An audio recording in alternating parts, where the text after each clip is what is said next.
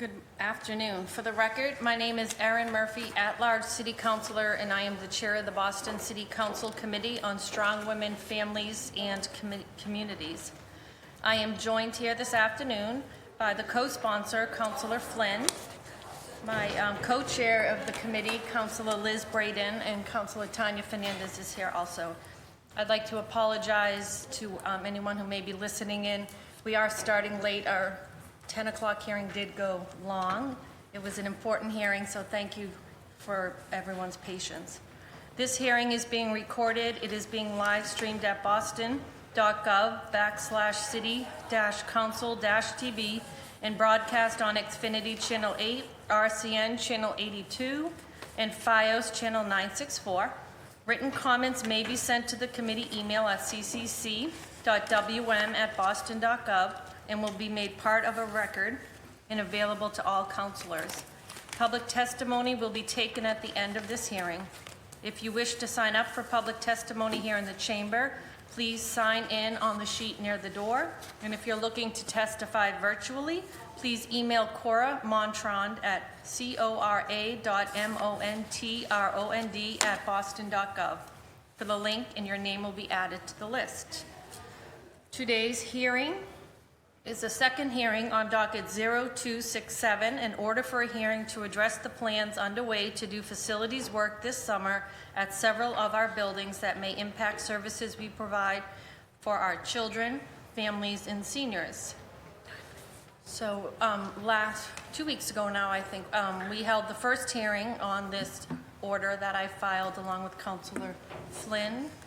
And thank you to Director Griffin as a director, commissioner, and Eddie was here also. So we had Eddie McGuire and Kerry were here to talk about the facilities and the concerns, and we did ask for BPS to be here, and they weren't, so we asked to hold a second hearing so that we could tie in. As many of you know, that many of our BCYF pools and community centers are connected to our schools. So you have a marriage. I say sometimes it needs therapy and needs some work, but definitely glad that we have everyone here, and thank you for coming back, Eddie and Kerry. I know that you answered all our questions we could, but I appreciate, and that Chief Masso's here to tie it all together. So knowing that we're back for, the second part, my biggest concern, happy that we're doing the work. We started this last year, had a hearing around this time last year to prepare for any interruptions to summer camps, but also a concern I had is knowing that schools like the Murphy and others that provide ESY and summer school for our BPS students will be interrupted, and what changes will that make and need for families to have time to prepare, but also what can we do on the council to make sure that we're supporting our families so there's seamless interruption in any services that are very important. So in no way trying to halt or slow down the work that's needed, but at the same time feel like it has to be an open conversation about where are we. Wanted an update from BPS facilities last time of how much work did we get done at the schools. I know the Murphy was a 2-year plan, and many of the schools last year we decided not to do all of them, knowing that it would have been too much of a juggle. And many of the schools that were delayed last year but on the list this year are in Councilor Flynn's district. So I know he addressed some specific questions about the Condon and the Blackstone and others. So looking forward to hearing from BPS about the plans of going forward. So I will pass it off to Councilor Flynn. Thank you, Madam Chair. Thank you to the administration team that is here. We did have an opportunity to speak to BCYF, Eddie McGuire. We also talked to public facilities as well. Thank you, Chief or Commissioner, for being here again and for the important work that you are doing. That meeting was a productive meeting. I also followed up with that meeting and had a conference call with BPS as well.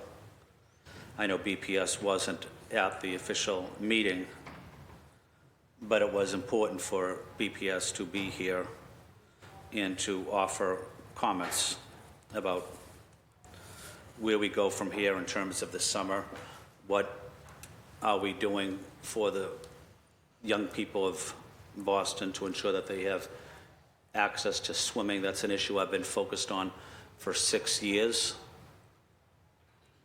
I think every child in Boston should have the opportunity to get free swimming lessons. My wife and I sent our 2 children to the Boston Athletic Club, and we paid for swimming lessons for our children. We were fortunate enough to do that. But I want to make sure that we provide free swimming lessons to other families that may not have the financial means. And that's why it's critical that we work together, BPS, BCYF, Public Facilities, the Mayor's Office, City Council. It's not about taking credit or placing blame. It's about working together. And that's something I have done over the last 6 years to make this a reality. So I'm interested in hearing about swimming pools in my district. I do have a good understanding of the status of these pools, including the Blackstone, which I do know that it's unlikely that that pool will be open unless there's a major infrastructure renovation to the school itself. So I do understand that, but what I'm focused on as well is ensuring kids from the South End have the same ability to have swimming lessons as kids from Beacon Hill or West Roxbury. And I want to know where kids from the South End are able to get free swimming lessons. The Blackstone, as we all know, is sandwiched between Cathedral Public Housing Development and Villa Victoria. Young kids of color down the road a little bit from Lenox as well. So there's a lot of young people, young students that really need swimming lessons.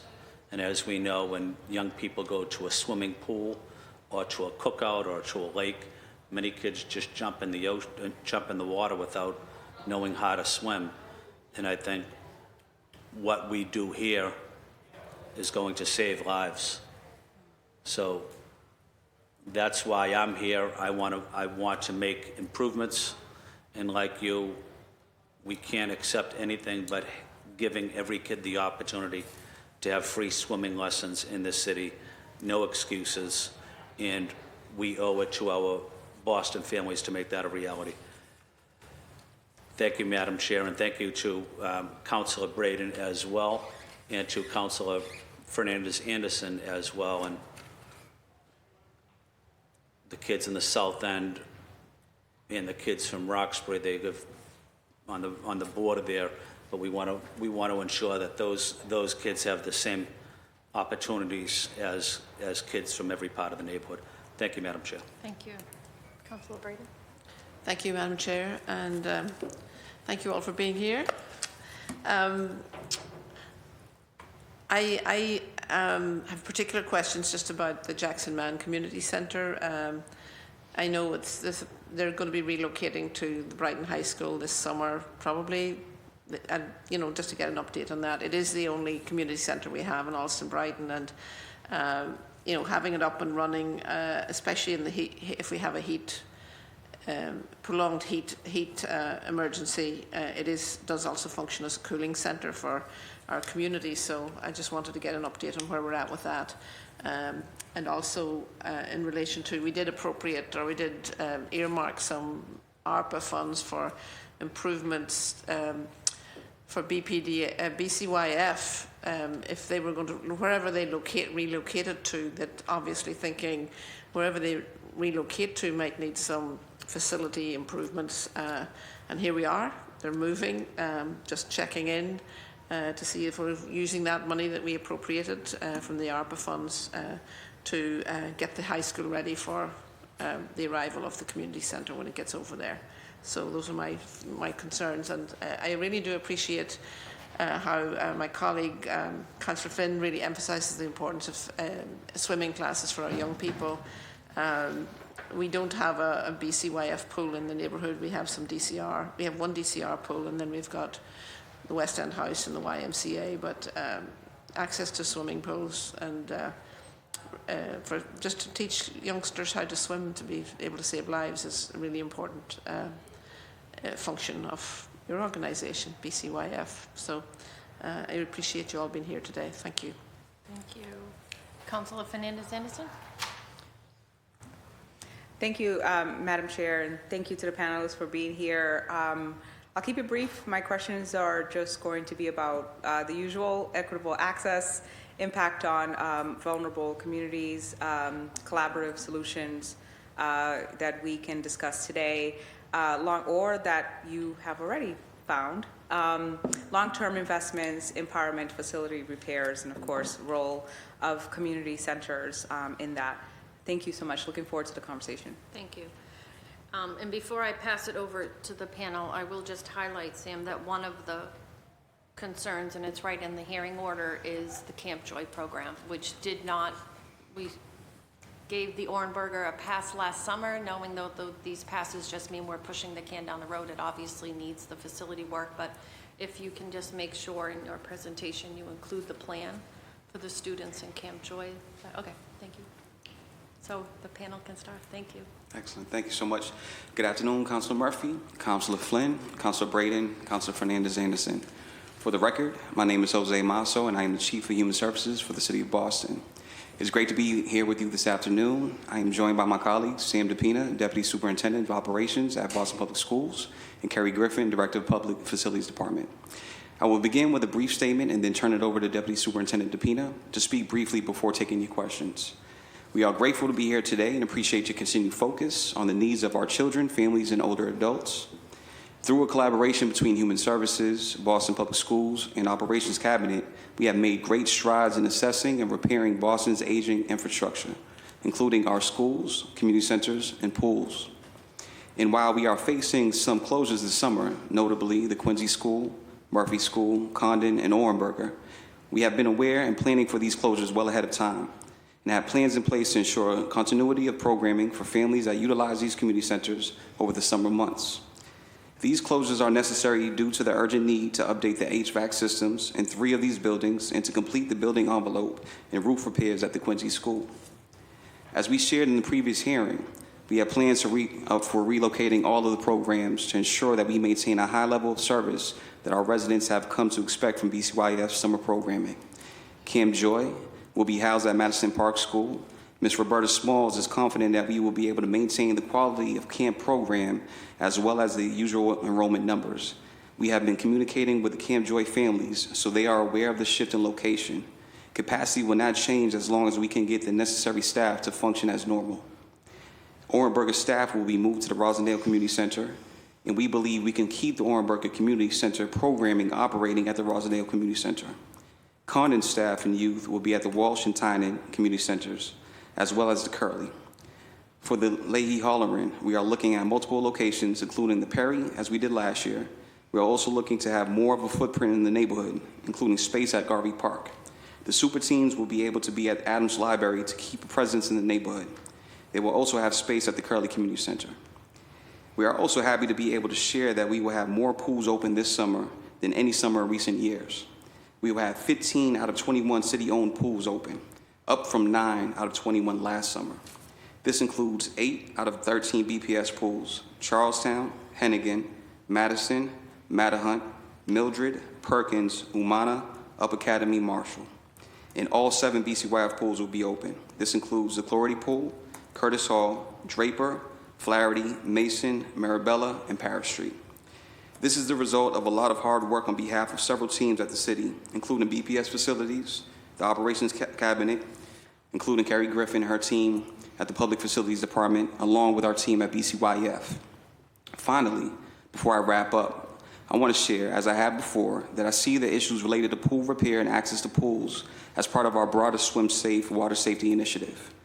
We all want to make sure that our young people are as safe as possible when they are near the water this summer.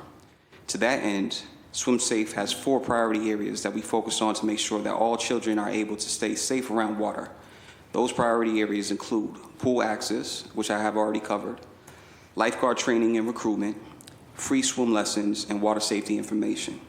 So far this fiscal year, we have been able to enroll over 1,000 young people in free swim lessons at our partner organizations through the Swim Safe Grant Program. And just this afternoon, we released a new round of funding to keep up this momentum. On this topic of lifeguards, we have been able to increase starting wages to $22 per hour on the low end and are looking at whether we can increase sign-on bonuses for this summer's hiring push. We have also secured a residency waiver to make recruitment easier. In this May, in partnership with BPS, we look forward to hosting USA Swimming and a crew of Olympic swimmers who will visit Boston to talk about the importance of water safety and learning how to swim. We'll be hosting school assemblies and a water safety fair to get water safety information into the hands of all BPS youth. More to come on all of these exciting initiatives, but I wanted to make sure that we provide this context so you know and can see how I think about our obligation to ensure that young people in our city learn how to swim. With that, I will turn it over to Deputy Superintendent DePina to share his opening statement. Thank you all. Thank you. Thank you, Chief Masso. Good afternoon, Councilor Murphy, Councilor Flynn, Councilor Braden, and Councilor Fernandez-Anderson. For the record, my name is Dr. Samuel DePina, Deputy Superintendent of Operations for Boston Public Schools. I just want to start by thanking you for your advocacy around the pools and swimming and ensuring that our community have access to swimming pools and have access to the best facilities possible. I also want to thank my city colleagues that Chief Masso mentioned. I won't go into all the different partners and collaborations that we've been working on over the last maybe 2 years around this initiative. And I'm thankful for the product and the information that we've shared with you today. It's been a lot of hard work on all our teams. It's just a testament to our collaboration and our willingness to make sure that our students and families in the city have the access to the pools this summer above and beyond what we were able to do last summer. Again, we apologize for BPS's representation at the last meeting. Unfortunately, we weren't able to attend, and we shared that sentiment, but we're happy to be here today and answer any questions you have. I believe Chief Masso addressed many of your concerns in his opening comments, and I'm here to answer any additional questions you may have. Thank you. Thank you. Did you want to? I'm sorry, I apologize. I do want to give a special thank you to Carolyn Meadows Marquise and Jimmy Masella, who's been our real champions on the ground with working on our pools and collaborating with Kerry's team to get us where we are today. Thank you. Thank you. Did you want to add anything, Director Griffin? Or has anything changed since 2 weeks ago when we were here? No, but I'll just echo Sam's comments with Carolyn. She's been great to work with, and she's dedicated directly to the pools. And Jimmy Marcello has also been fantastic in terms of coming up with solutions to get things open. Okay, great, thank you. I'll start with one quick question. You mentioned that Camp Joy will move to Madison Park. They made the announcement that the O'Brien won't be moving, and there were already facility work that would be started this summer. Is any expansion of summer work to the Madison Park going to interrupt Camp Joy at all, or will it be separate? Was that already planned through? We've planned around that, so the summer programs will take place as scheduled during the weeks that we have identified. So we don't anticipate any overlap and any concerns with construction on Madison Park this summer. And one thing you mentioned, Chief Masso, which I'm happy you uplifted, obviously I feel like the children come first, but our BCYF centers don't only support our children. It's senior programming, teens, the super teens. I know that Ryan Woods and the different parks department you've been working closely with to have the super teens in different facilities, senior programming, but also the youth who work. One thing I heard these last 2 summers, and I see also when we're shifting programming, that for many change is hard, especially seniors. So are we cognizant of maybe we're finding another space, but are seniors actually accessing the new space if they have to move? And is there any possibility to support some transport? Also hearing like for kids, say in Charlestown, many of them worked at the Charlestown pool, but then last summer they were shifted to like the Condon, and, you know, just getting there on the T was really hard. So that type of summer job where they used to be able to kind of walk or ride their bike to their summer job. So have we thought through any obstacles that may be caused to either the seniors and teens accessing? I know the kids are at the mercy of their parents, or somehow if we're helping transport. To the question of the summer employment for teens, we're still in the process of hiring young people, and so I think as issues arise, we'll be able to address them. But nothing on our radar as of right now, February 29th. And then in terms of seniors, typically the summer programming is allocated to our young people as far as summer camp, super teens. The senior dedicated program for our older adults usually takes place at our designated locations in Grove Hall, in Charlestown as well. And then, of course, our dedicated centers in Brighton and in East Boston. And if I may, Councilor Murphy, I apologize, Councilor Braden, I didn't answer your question about the Jackson Man move in my opening statement. As it relates to sites transitioning, we will be transitioning the Jackson Man Community Center over to Brighton High School. And Brighton High School is one of our many schools that we outfitted with air conditioning units, so they will have full thermal comfort this summer. So that move is in the process of being planned and finalized, so we'll be able to move them as well. That's wonderful. Thank you. We do have a heat island problem out there, so it's nice to know that we've got a cooling center. Thank you. You're welcome. And you've probably thought this when I know last time we were here, Eddie mentioned that there was a lifeguard employment day coming up, and thinking about some of these centers that closed, maybe a teen signed up to be a camp counselor, not necessarily a lifeguard. Have we been trying to engage them in the lifeguard training, if they already have it, to shift them to be lifeguards? Has that been offered to some of our past? Because a lot of times I know kids will, maybe it's their 4 summers in high school, but many kids, you know, they're a lifeguard or they're a camp counselor for several summers. So have we kind of actively reached out to past counselors to see if the timing? I'm going to let Eddie, Thank if you. you don't want to speak on that. I can't, oh, it is. Yes, we're actively recruiting. I mean, with respect to site closures, we still employ the same amount of individuals. Last year, I think Leahy had almost 100 employees. We continue to try to increase that number at every single site. I will say, I don't think there isn't a person we've asked to train to be a lifeguard. We've provided a lot of opportunities, not only from paying for their certifications, but actually developing the swimming skills necessary in order for them to actually meet the expectations of that. And we continue to push the narrative of, you know, as many people who are willing or want to be an aquatic professional, we will provide you the framework in order to do so, and we're hoping you join. So at 15 years old well, 16 is the threshold. So there's a lot of camp counselors that are 15 that are going on to 16, and we're really pushing that age group to get into the classes and to participate. I actually do have some information we got today. We have, I think, around 20 applicants right now that are actually in training around the city to become lifeguards, which is great. It's a much farther increase from before. We could share that information with you. Thank you. Thank you, Eddie. Awesome. Thank you.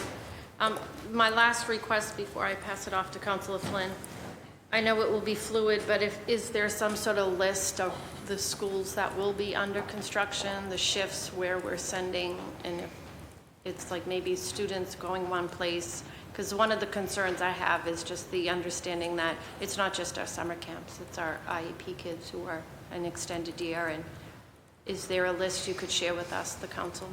Yeah, we can get you a list. We've been working for the last 5 months on summer planning since the close of last summer, and every year we go through a process where we identify what projects are happening at what schools, and we cater the universe of the sites that are available to the SY program at that site. But we try to maintain continuity as much as possible, especially with the SY program. But we're in the process of finalizing that list now with our teams, and once we have that available, happy to share it with you. That'd be great, because sometimes I get direct calls, like a mom who's like, my kid always went to, summer school at the Murphy, where will it be? So knowing that there may be some changes, but that'd be helpful. Thank you. Sure. Councilor Flynn.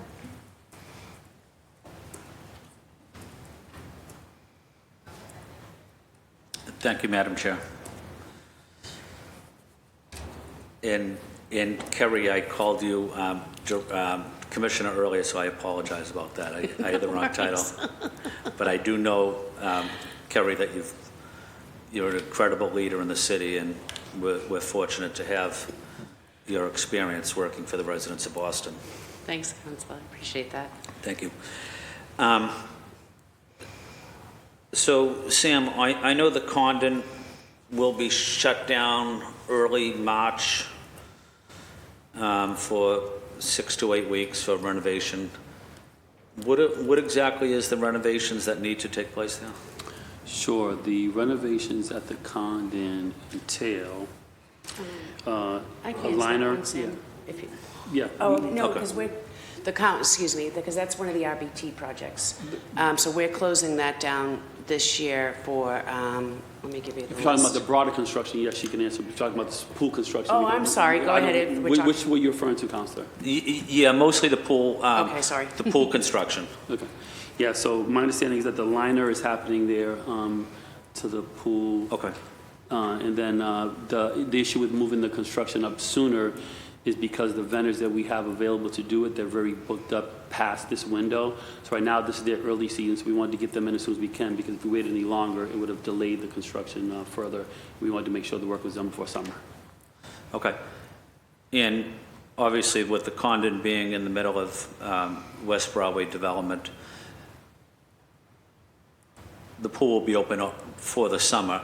But what type of, No. No, say that again?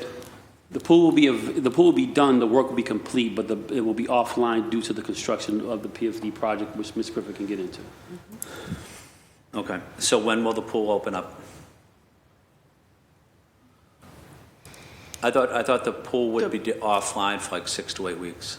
The pool will be done, once that work is done during this school year, it will be open and available, but in the summertime, it'll be offline due to the construction work. Well, additional construction? Yes, outside of the pool area in the broader school envelope. Okay. And that, so the pool would be closed basically for safety reasons. Okay, no, I understand. Correct. that's Okay. correct. So do you have a plan for kids from West Broadway development during the summer where they could go swimming, learn swimming lessons, or be engaged in physical fitness as it relates to swimming and activity? Yeah, sure, Council. I would love to actually, and as you opened up in your statement, to work closely with you to really identify like who these children are, and really figure out like the amounts, how many of them already signed up for summer camps, to see where it is that they could be placed if they're not already like close to a location. Additionally, through the Swim Safe initiative, we were able to partner with Boys and Girls Club as one of our partners. And so, as you may or may not know, they have 4 pools located throughout the city, one of them being in South Boston. And so we're trying to identify what additional supports could be provided there. That's good to know. The Boys and Girls Club is on West 6th Street and F Street in South Boston. I live off of F Street, which is only a couple blocks from my house, but I know the Boys and Girls Club is an incredible facility, and they do tremendous work there. Yeah, they're a great partner as well. Yep. So your team will engage with the Southie Boys and Girls Club on that issue? Correct. Okay. Then my next question is, so whoever wants to take this question, but what are we going to do for kids from the South End, knowing that the Blackstone realistically is not going to open up? What are we going to do for South End kids, Roxbury kids? Yeah, similar. South End and the Quincy, which will also be offline this summer as well. Similar to what is that we've done in previous summers, is relying on the partnerships of our partners, the YMCA in this case, identifying the Huntington High YMCA and or potentially the Wang to offset the Quincy. And so I think those 2 locations, although not in closest proximity, that's the closest pool to the Blackstone facility. And so again, really working closely with our partners to identify, again, how many young people access these spaces and may need access to pools during that time. And so it's a really busy time for our partner agencies as well. Like, they run summer programming, and so really trying to figure out what window of time we could be able to support that. I can see the Chinatown residents' kids going to the Wang YMCA. I don't necessarily know if the South End kids would go there, especially kids that live further out towards, Villa Victoria, that area. So is that a concern of yours, do you think?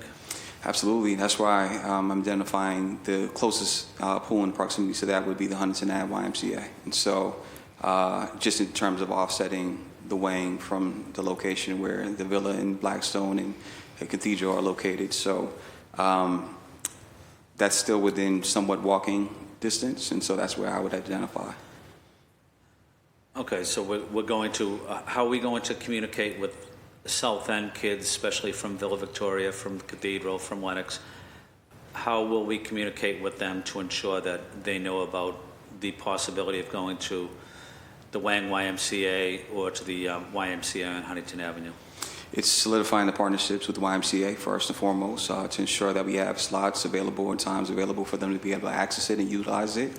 From then on, I would love to partner with you in your office to figure out exactly who are the children, who are the young people that we should be reaching out to, how is the best way to communicate with them, and what is the best mode in order to be able to communicate with them as well. Is it flyerings, is it emails, is it phone calls, etc. So definitely, offline, we'd be able to partner with you, really figure out what the answer is. And I would also add to that we've been working in collaboration, so we will be doing advertisement jointly around both of our programs, both in BPS schools and the community centers. Absolutely. Okay, before the school year ends? Absolutely. Yes. Yeah. Okay. Same thing with Castle Square residents that's basically in between Chinatown and the South End, a large Asian development. Correct. Maybe, Ed, could I ask you a quick question, a follow-up? Yes. And I know you were talking about lifeguards. Yep. So is there an opportunity, I know that some people are being trained right now to be a lifeguard, but is there another class or is there other training opportunities, going into March, going into April, going into May? Yeah, so we we typically try to conduct classes every session. We have a fall, winter, spring session. Spring session starts in March. So the applicants that are currently in the lifeguard classes, we try to make it as succinct as possible because not everybody has time. So it's between like a 4 to 6 week period. Some other locations do it over a weekend. We've had some difficulty with that, but we continue to maintain and we will continue to push lifeguard classes even into the summer as long as we have pool space. So there will be more classes for them to sign up on. And it's also staggered in a way that individuals that have demonstrated the necessary skills to kind of move on to the next module or get prepared to actually take the test, we still bring in individuals and start them at like step 1. So it's more than just everyone at one time. We're having people with different degrees of skill stroke going through that. And just as a follow-up, and I know I asked this question before, but I just want to see if anything has changed. Do we do any recruiting or outreach to some of these college students, especially kids in college, students in college that might be involved in sports, whether it's the swim program, the diving program, or track and field, or whatever? But are we trying to get some of those types of students trained up as lifeguards? Yes, we are. We actually do have multiple part-time lifeguards that are in school right now. That position is more conducive to them to actually take just because the hours are not as broad, so they are able to come work a shift, maybe like 4 to 9 and things like that. But we have outreached to colleges. One of the things I do try to remind folks is we're also competing with those entities to get lifeguards. So, and part of not only recruiting them, we're also going against multiple different agencies at the same time. So we have seen some success with that, and like I said, primarily in that part-time positions. But Nadine, who's running our aquatic regional operations area and outreach and recruitment for BCYF, has many networks throughout not only swim leagues, but within those areas, and has been pushing that information out diligently to them. And how much does like a high school kid that's certified, how much would that high school kid make as a lifeguard? 22.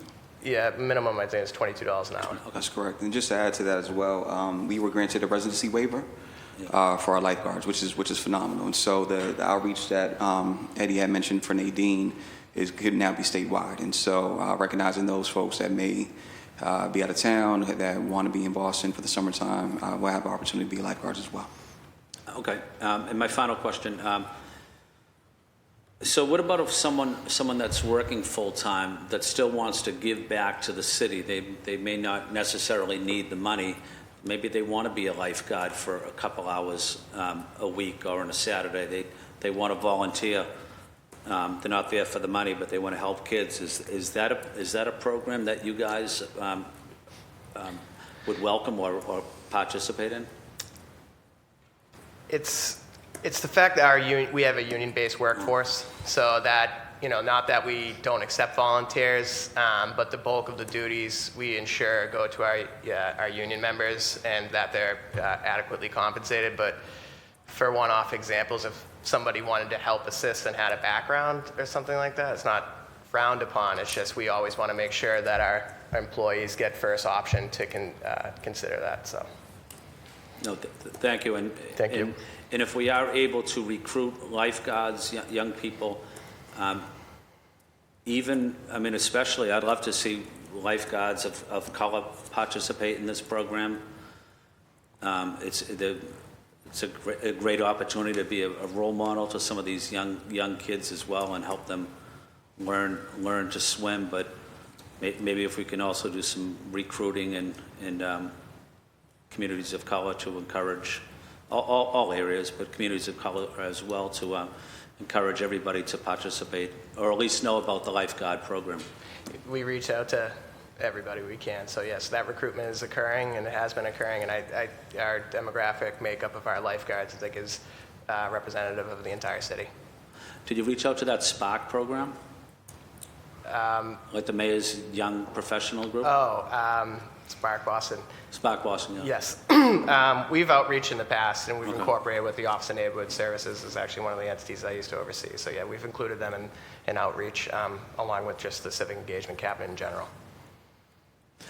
Well, thank you to the panel. I don't have any further comments. I do want to say thank you to the administration team that's here and to Ed for being very helpful as well. Thank you, Madam Chair. Thank you.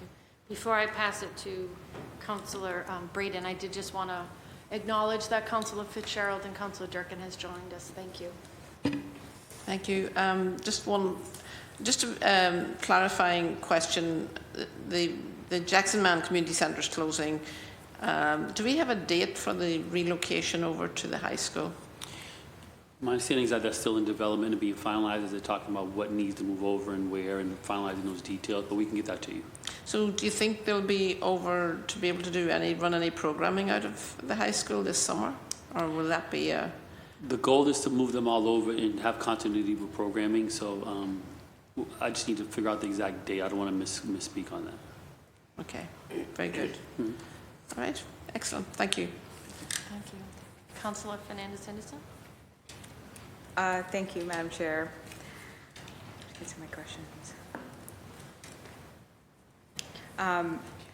I think I'm interested in the overall narration of this, only because I feel like the administration, your departments are doing everything that you can. If you could, you would have this open. It's a no-brainer.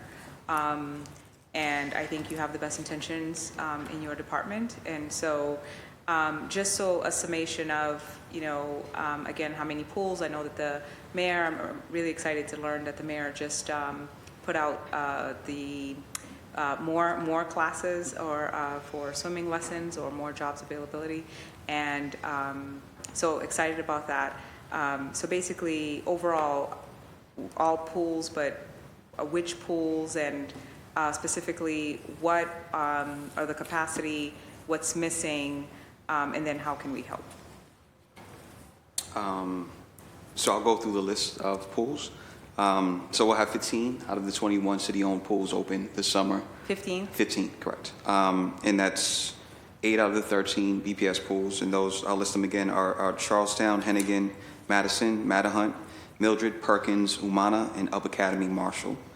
And then all 7 BCYF pools will be open. This includes Clarity Pool, Curtis Hall, Draper, Flaherty, Mason, Marabella, and Parish Street. Sorry, can I interject? Sure.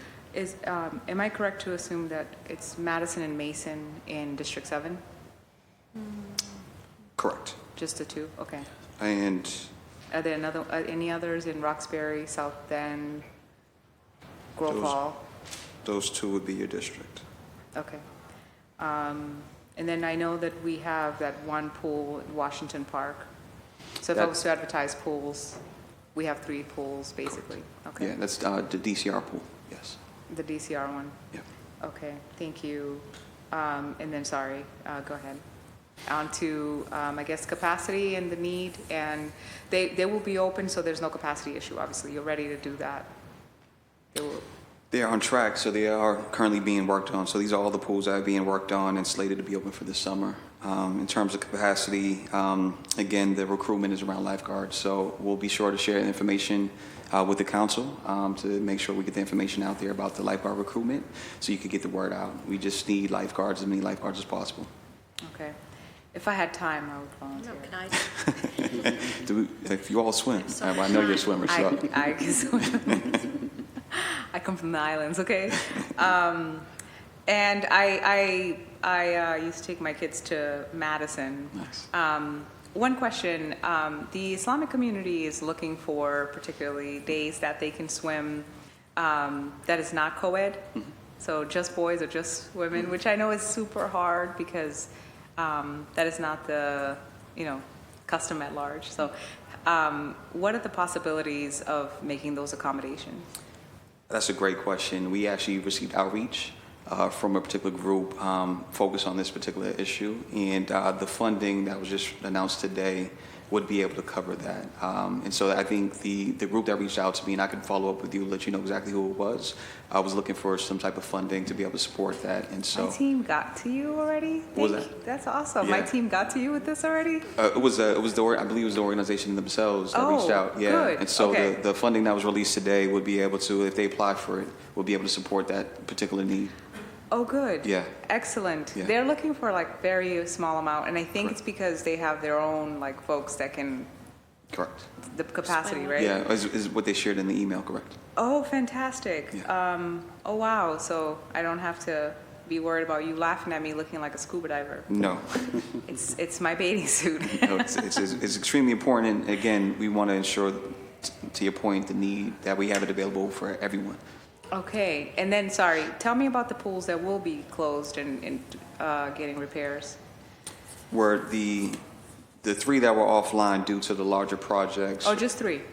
No, the 3 offline were, excuse me, go through my notes. We had the Condon, we had the Murphy, and we had the Quincy. So those are the 3 BPS pools that are offline. And then the Holland and the Blackstone were the ones that needed much more of a capital investment In the Matterhorn. in Matter. Matterhorn's online. That's a. I'm sorry, I apologize. Yeah, Matterhorn's online. Oh, wow. All like really historically, like really used pools. And so do you have timelines on when we can have the Holland, Blackstone, and Mattahunt? Sorry, I didn't understand to I didn't understand how you distinguished the 3 from the 3, Holland, Blackstone, Mattahunt from Condon, Murphy, Quincy. So let me just clarify. Mattahunt is not closed. It will be opening. Yes. Yeah. So Okay. Superintendent DePina misspoke on that one, but Mattahunt is open. The Blackstone and the Holland are separate from the other 3 I named because the other 3 are actually operational, meaning that the pools, we could use the pools. However, the reason why we cannot use them this summer is because of the larger school projects. Oh, okay. So they're just on hold because there's something going on. Correct. Yeah. Okay. And the Blackstone and the Up Holland just need a lot of capital planning work that we have to plan for and budget for. That's the work there. Oh, understood. Okay. So Blackstone and Holland needs big repairs. And are we in conversations about this, putting in this in the capital or? We're in conversations about that, yes. Okay.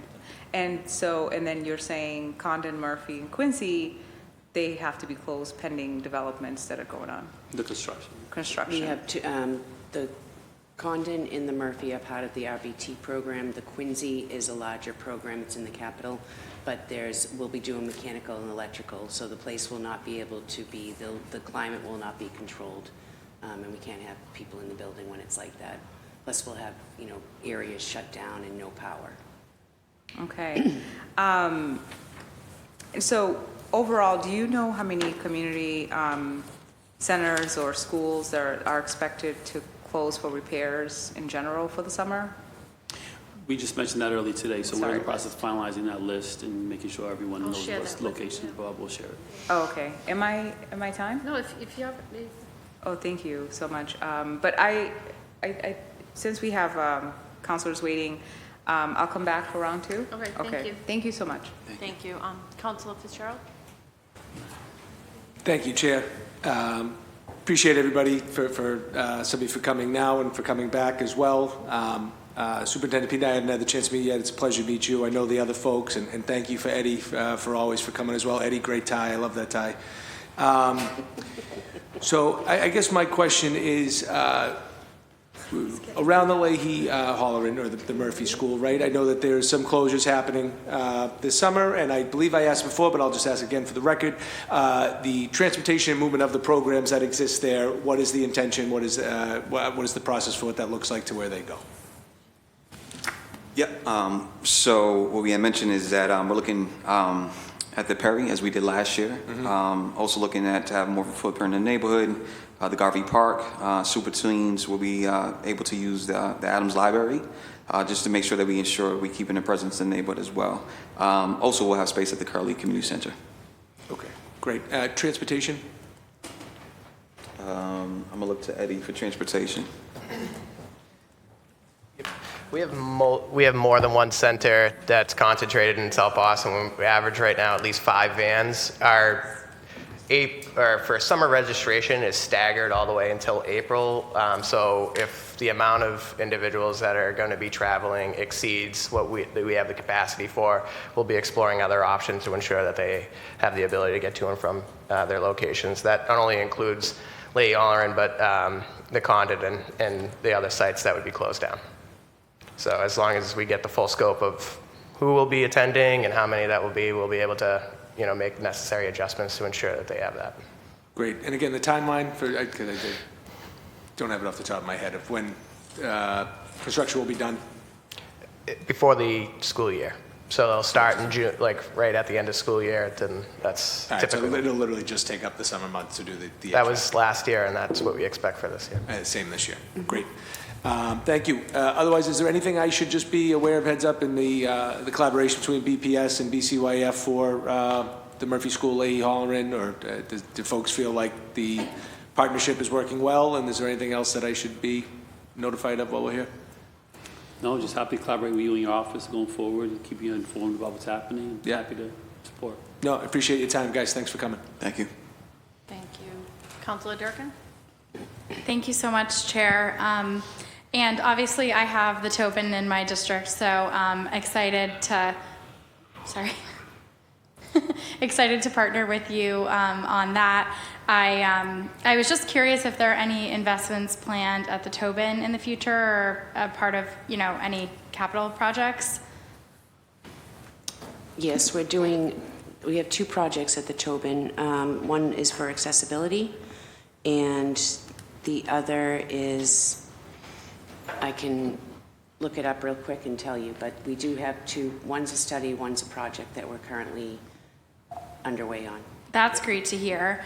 I've gotten the chance to go to the Mission Hill Arts Festival, every summer. It's one of my favorite places to go just to get a bit of respite, and I know it's highly used as well, so would love to advocate for just, investment back there, because it is so beautiful and so utilized, and so would honestly love to see like a water fountain or just like basic amenities out there, because it's really used a lot by constituents, including myself, and I think we all really enjoy being out there and just being out there in the sun, and it's a real really important part of like being part of Mission Hill is like having outdoor spaces that that you can actually have performances. So, and wanted to talk about too about, I don't know, Eddie, thank you for being here. I don't know if you have an answer to this one about sort of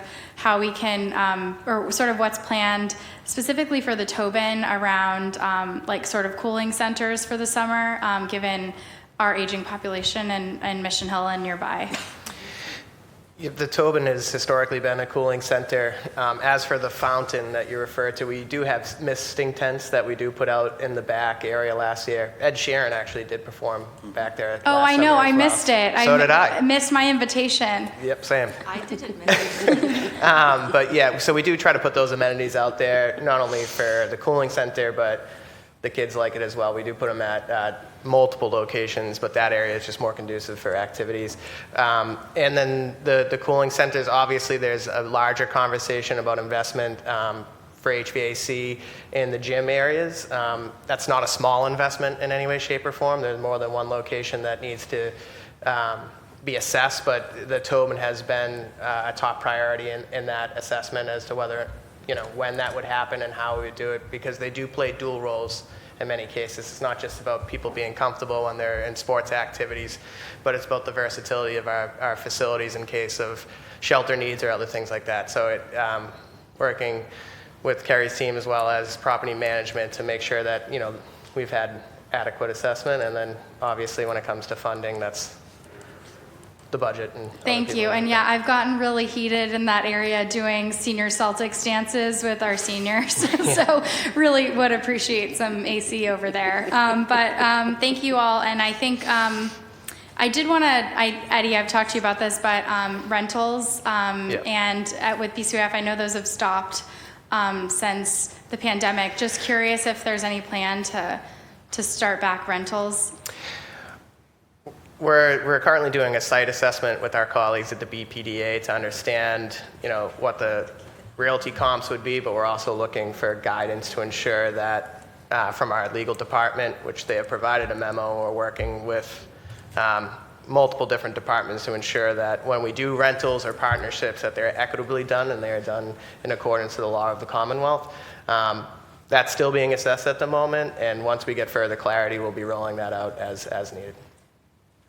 Yeah, and I just, any chance to highlight the great work of BCOAF and also all the programs that are happening, specifically at the Tobin for me, but throughout the city, please rely on me and the city council as a tool for just getting it out to our email list so that all of our programs are highly utilized, because I know they're really important opportunities for city residents to have opportunities to go and places to go for free. That's something I've heard a lot from our city's youth is, having, opportunities to go somewhere where they're not spending $15 on like a coffee and a bagel, and they actually have somewhere they can just go for free.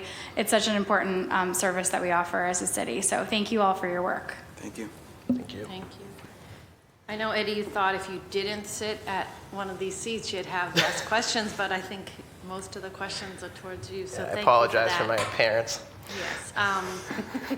Thank you. So I know we'll do another round if people have questions or closing statements. I do just want to echo that, and I've said this before, I know that, I learned how to swim back in 1974. I remember watching the water being put into the pool at the Murphy School, and just grew up in community centers and know how important it is for these community centers to not just have their door open, but staffed with good programming that families want to, and teens and seniors want to attend. So always happy to hold these types of hearings to advocate the good work you're doing, but then also talk and work together on how can we make it better, because we know we always can. So thank you for all you are doing, but definitely want to continue to have a real grasp on the facilities going forward, and not just the locations. It would be great if there was a column with some wish date, right? Like when will it end? And so that we know when we can be moving people back in or supporting in any way also. So I'll pass it off to my colleagues if they have any more questions. Thank you, Madam Chair. I guess this question is to Chief Mauso or to Ed, but at the Curly in South Boston, one of the issues I've always been concerned about is the traffic on the boulevard on L Street, but more specifically is kids, people in the crosswalks trying to cross the street, getting to the Curly. But having more kids there this summer, what can we do to ensure that we're providing the safest opportunity for kids crossing in the crosswalk? How could we work more closely with, whether it's BTD, with the parents, with the Curly team, with BCYF, to ensure that the pedestrian safety is a critical area that we're concerned with? In the past, I know we've worked with the state and other agencies to ensure that Day Boulevard, because of the amount of tragedies that have occurred on that road, have been mitigated to a particular degree. We do notice that there's more of a state police presence in that area during it. Like I said, with the scope of not only having Leahy Holleran's camp there and others, but it's more about notification to our constituents and our clients about the dangers of that road. And then if there is a necessity to have a physical presence out there, that's something we can assess. It's not something that we currently have. But there have been improvements in light of those tragedies in recent years at the intersections. And I think that continued to monitor and express the necessity to be safe on such a busy road is essential. That's what we can do, and we'll partner with our state colleagues as well as our internal colleagues here at the city to ensure that messaging is correct, and if there's something we can contribute to, we would gladly do so. Yeah, thank you for that. So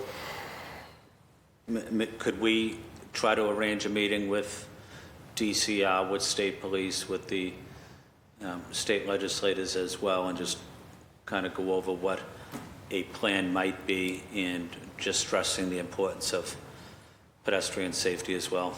Definitely. I think we'd have better numbers closer to April with the sign-ups for the camps, and maybe that'd be more of an appropriate time to hold a meeting, just so we could provide an entirety of the scope of the amount of individuals outside of the regular users for the facility, which is averaging like 800 people a day.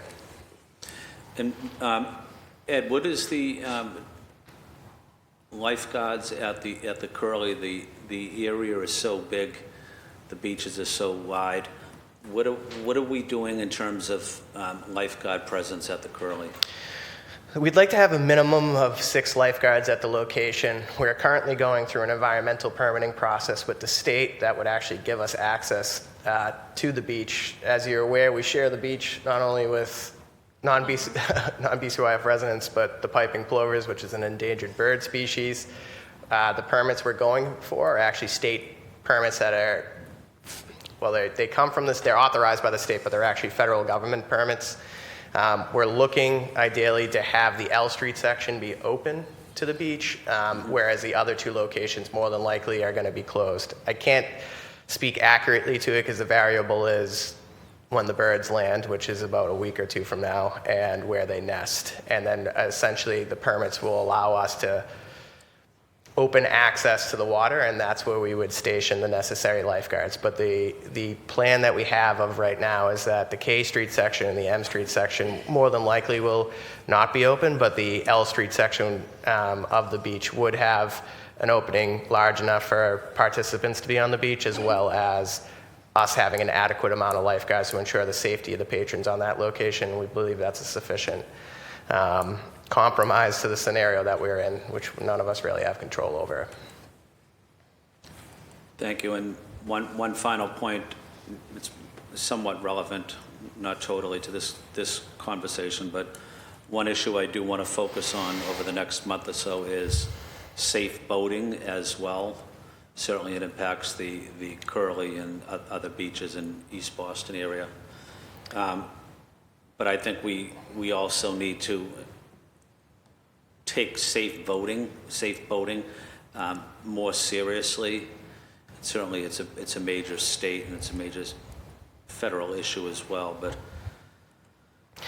That's Yeah. also important, city, state, and federal working together, just the perception that you can actually get into a boat and drive around after consuming alcohol. It's as if that's acceptable. I think we have to change the mentality that mindset has to stop. Boating, we're building boats at the Curley Community Center with kids. We have a program down there. They actually built, the name of the boat's called the Curley Quahog, and it was built by kids from the Condon and other locations. And so we do have a little bit of a, not necessarily related to that, but it's, Right. we do got boats down there if you would like to come down and take a look. And we're planning on building two more boats. We'll probably, Curley will have its own fleet hopefully by the end of this program. No, that's good to know. Did you know that there's a program associated with Bunker Hill Community College in Charleston that builds boats, and they have a partnership with college students and some kids in the neighborhood, but maybe something we could. I think it's the same program. We've expanded it at the Curley, actually. Okay. Yeah. So it's the same program? Same program, I believe. Okay. Yeah, they're doing. I know they're at the Harvard Kent as well. They're in more than one Okay. BPS school. It's a really cool program, but it's boating related, and hopefully we're going to expand the options to that. But two more boats coming. Okay, that's good to know. Well, thank you to the administration team that's here today. Thank you, Madam Chair. Yes, if you walk in the back door of the Harvard Kent, you'll see the boat. It's being built back there at school. Thank you, Council Flynn. Council Fernandez-Anderson? Thank you, Madam Chair. I didn't hear this. I apologize if I didn't get the answer. Are there any provisions that are being made for the closures or the pools that are being closed?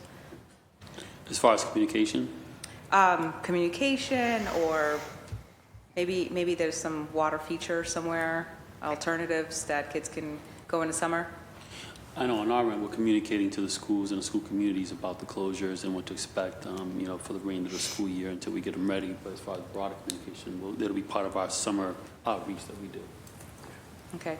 I know that a couple years ago when the Mason was closed, a lot of people were saying, we didn't know we were ready to go swimming, and we found out by way of a flyer at the site.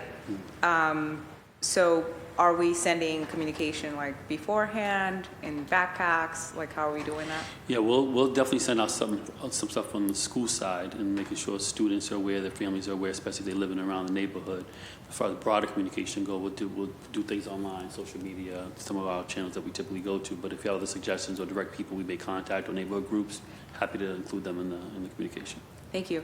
I know that BPS provides, or maybe BCYF does this too, services that works with families on homeschool connection in terms of figuring out, how parents can manage their kids' time or homework space and all that stuff.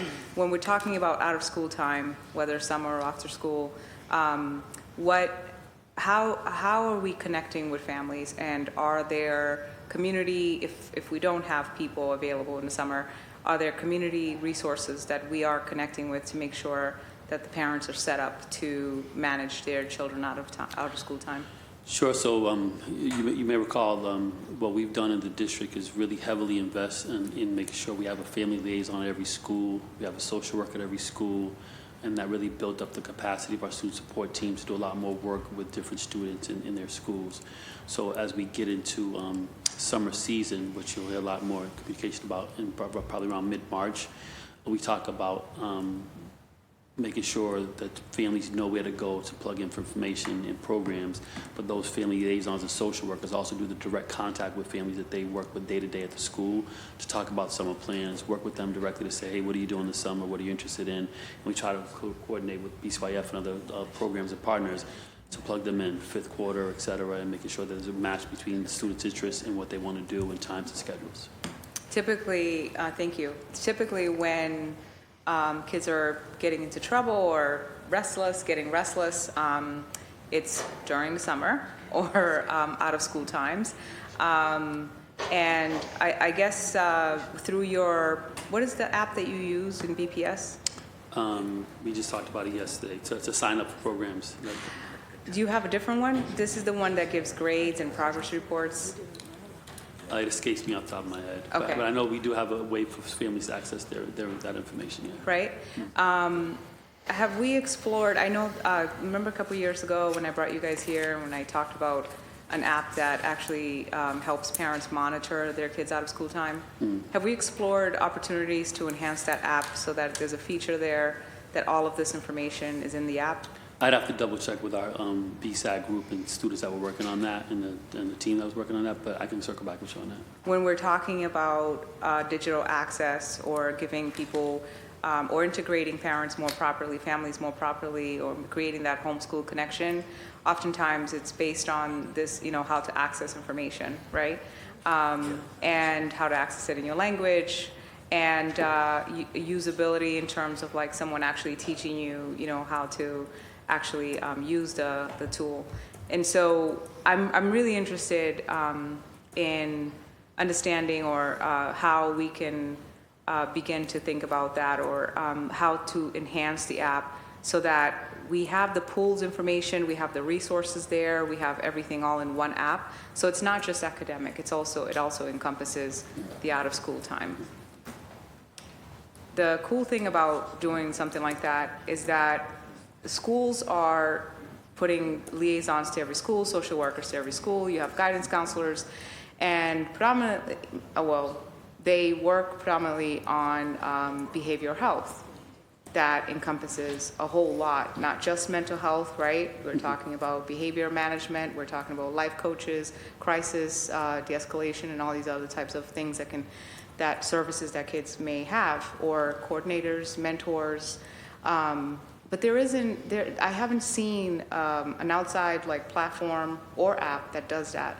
And I think that it would really benefit us to think about, okay, so when we do have like physical like crises, like facilities closing down, things that we know will lead to, right? The very reason why we need facilities to be state of the art, because when we do, our education is better. That's why I always 100% support your capital investments, because I believe, in my opinion, we need more money.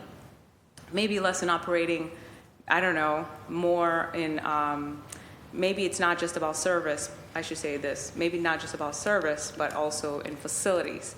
Because when you have the quality facilities, then you can engage in the programs, right? You can actually implement all these programs. But it's not digitally connected somewhere for parents. It's a lot for parents to navigate. You have to talk about the social worker, the mentor, a DCF if involved, if you're homeless, you know what I mean, caseworkers, housing worker, city, whatever else, doctors, and it's nowhere to be navigated. So hopefully we've progressed to a point where we do find a need for something that centralizes or streamlines how parents manages or monitors a child's out of school time. What are your thoughts? I have to check with the team and see what, if anything, we've done in that regard, and happy to provide you an update. But I mean, I think it's a great idea to see if we can streamline communications to families as much as we can, so they have information in one place or being able to navigate it. So happy to explore further. Thank you. Thank you. That's all for me. Thank you, Counselor. Thank you, Madam Chair. Administration, thank you for coming. I have no further questions, Madam Chair. Thank you. Thank you. Councilor Durkin, do you have any more questions? I just wanted to thank the panel and thank the folks who sponsored this, Councilor Murphy and Councilor Flynn. While I don't have a lot of these centers in my district, I think it's so important to the health of the city that we provide services to city residents. And, there are some ideas I have about potentially finding opportunities for shared programming in my district, but I can talk about those offline for areas of the district that may not have BCYF centers, because obviously there are a lot of spaces that go unutilized, both in our institutions and otherwise, that might be good opportunities to launch some programming or shared programming, but want to make sure that I'm respecting the hearing order, so we can talk about those offline, and really grateful for your time. Thank you. And we have been joined by Councilor Worrell. Thank you, Chair, and thank you to the panel for being here and all that. The work that you do in our city. I just have one question. It's around the pools. It's more so knowing that the pools some of the pools have been transferred to BPS, the ones that are not in a standalone BCYF center, correct? So has the maintenance dollars, like have you, Sam, received enough maintenance dollars to help maintain and fix the pools that you guys are receiving or inheriting that are offline? So we've received our allocation from capital budget last capital year budget. So we've been utilizing those dollars right now to get us to where we are now. So that's been successful. So as we get deeper into the assessments of our pools and understand what the pools needs are, we'll continue to work with our city team and capital budget team to talk through those costs and needs and work that into the capital budget as appropriate. And then lastly, now that the BPS owns the pools, are they eligible for MSBA funds? Pools aren't eligible for MSBA funding. Okay. The exception that they've made in the history of the MSBA is the Carter School, because that is part of their therapeutic education, and actually the children communicate when they're in water better than they would. So it was a very critical piece of their educational program. So that is, I think, the one exception that's been made with pools. So the Carter will be, we will be getting reimbursed for the Carter pool. And that doesn't impact MSBA applications at all as well. We can, if we have applied before school with a pool, that they won't, it's not They criteria. wouldn't, yeah. Okay. They wouldn't, yeah, they wouldn't. Thank you. Yeah. I appreciate it. No further questions. Okay, thank you. We do have LaShayna on for public testimony virtually.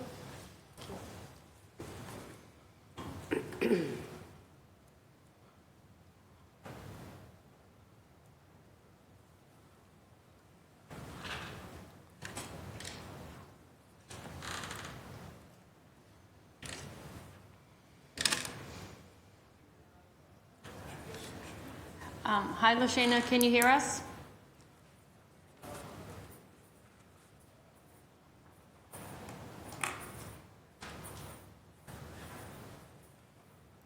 LaShayna, if you're there, you can speak.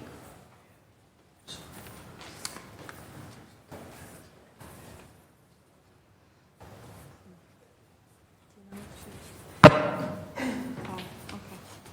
LaShayna, can you hear us?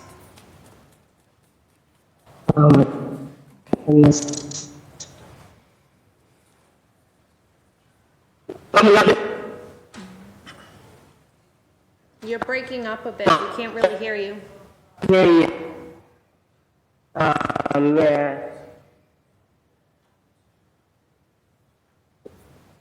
I'm sorry, but your audio is not clear. I can't hear you. I'm sorry.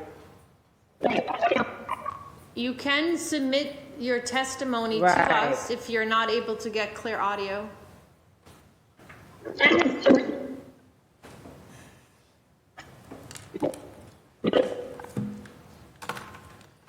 we want to go to the next one and then we'll go back, see if it works? Yeah.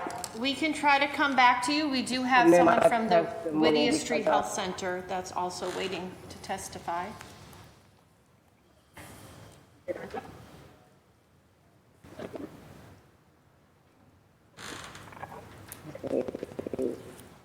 Thank you.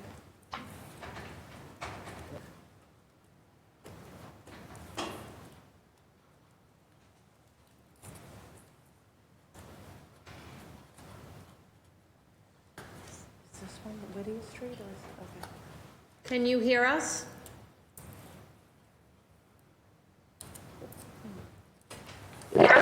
Okay. If you can start.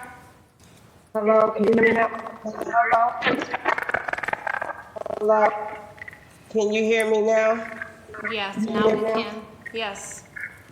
Okay, thank you. I'm sorry, I have to switch to my phone. Let me turn off this right here. Okay, so I was listening to you guys.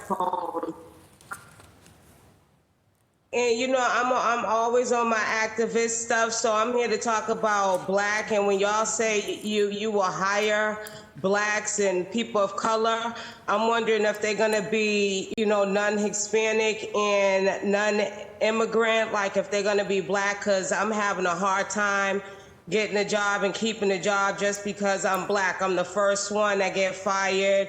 I get a headache up on the job, and these are lifeguards. Like, you know, they are gonna be saving people's lives, and you're gonna have the kids them so stressed out because of white privileges and, you know, things that's going on. So, and then I have to deal with the attitudes all summer long when I'm at these community centers and up around these grown folks that's supposed to be teaching the children. Like, so we giving all this funding to this building in these community centers, and they're going in the wrong places, and nobody's like checking and balancing. Nobody's like monitoring. They over here scared to talk about the black community. It's like, why is the black community such a problem we're talking about and really focusing some attention on as far as mental health issues, all the parks and the areas where these community centers are at?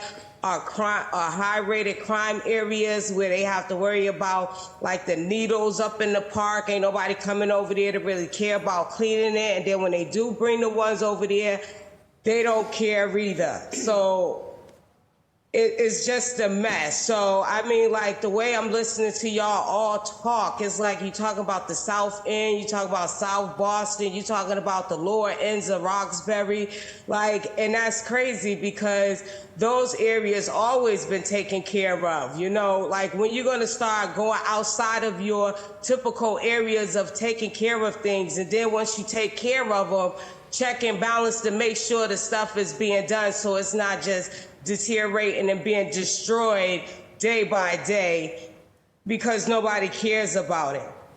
And so I don't know, I'm just listening to all that. So, and then it was just some concerns about, you know, if the community center is gonna be open on time. Like these gentlemen is saying like, yeah, it's gonna be open on a certain time or one's gonna be closed because of work. Well, are they guessing? Or are they communicating with the laborers and stuff? Like, it's so much chaos out here, none communicating, you know, nobody's communicating, and then everybody's scared to really say what they need to say and get done. So, I mean, what are we really doing here? That's always my question when I'm listening to these meetings. Like, what are y'all really doing? Because I'm thinking all that's a joke. Because first of all, it's going to always be a problem after the meeting about the things not being able to get done. There's just no action ever. It's always just a conversation with no action. So I'm concerned about all that, the way they speaking of when something's gonna open and when something's gonna close, but once we walk up to them and ask them questions, their attitude is very mean and like unprofessional, like, and yet they'll keep a job and be up around children because of characteristics and because of isolating the black community and making sure that it's just a mockery, you know, of the black community. And I'm just tired of listening to it being like that. And I want to hear some real talking, some real action taken. I want to see people there with their checkbooks open, like up on a job interview when you say you're hired on the spot. I want to see some on the spot action where people come up in the meetings and you know that the money's available and what needs to be done and the checks can be written, and you just start handing those checks out to people like, okay, but the people you handing them out to, it can't be just the same people. You got to switch it up and give another person the chance to be the hero. 20 seconds. So I'm sorry, 20 seconds. So Yeah, Mr. thank Flynn, you. I do appreciate you speaking about, you know, hiring more people of color. But again, I just hope them people of color are non-Hispanic and they are not immigrant and they are actually people of color. Thank you. You're welcome. The next public testimony is Whittier Street Health Center.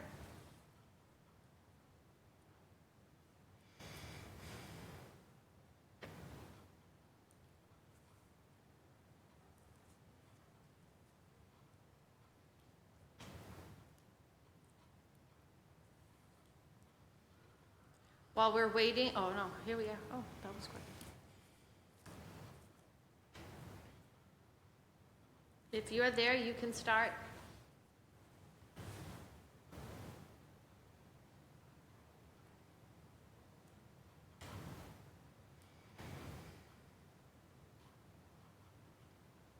That's testimony.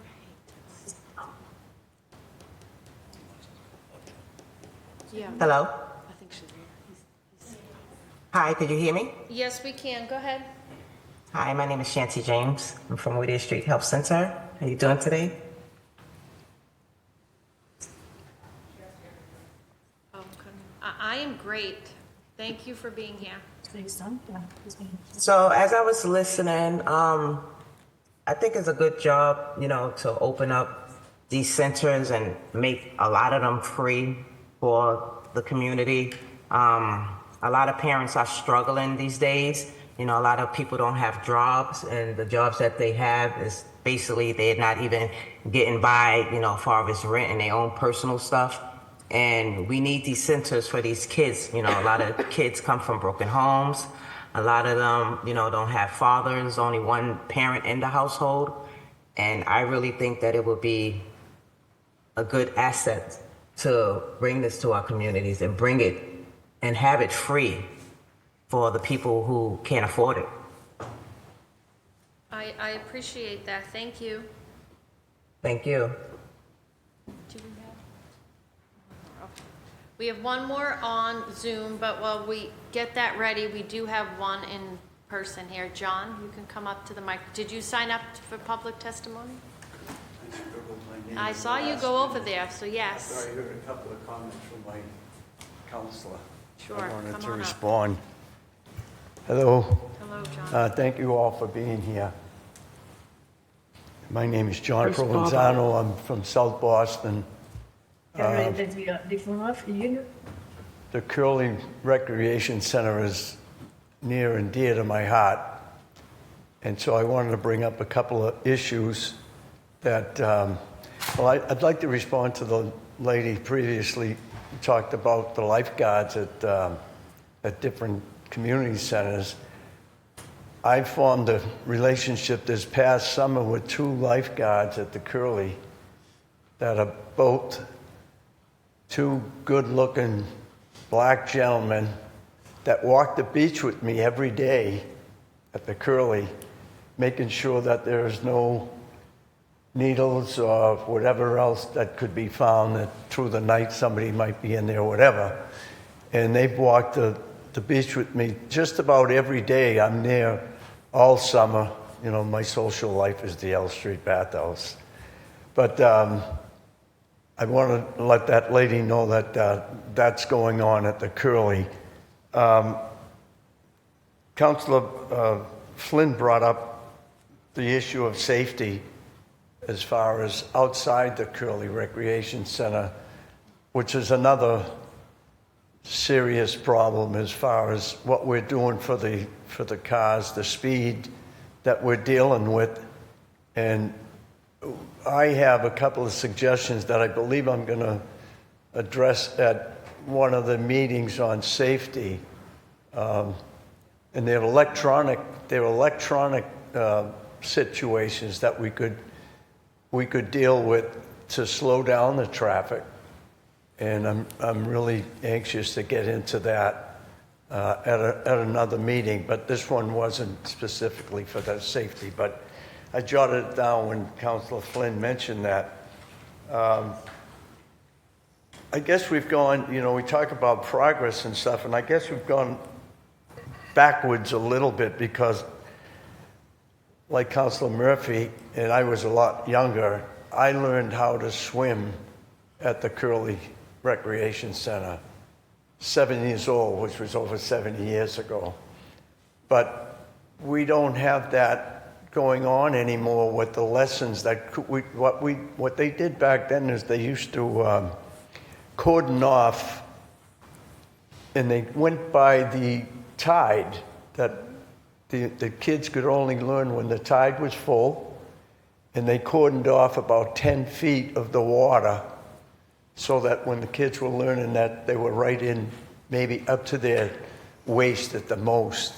And it goes way back, and we've kind of lost that. So I'd like to just bring that up that you might be able to think about a program like that. The other one was schooling.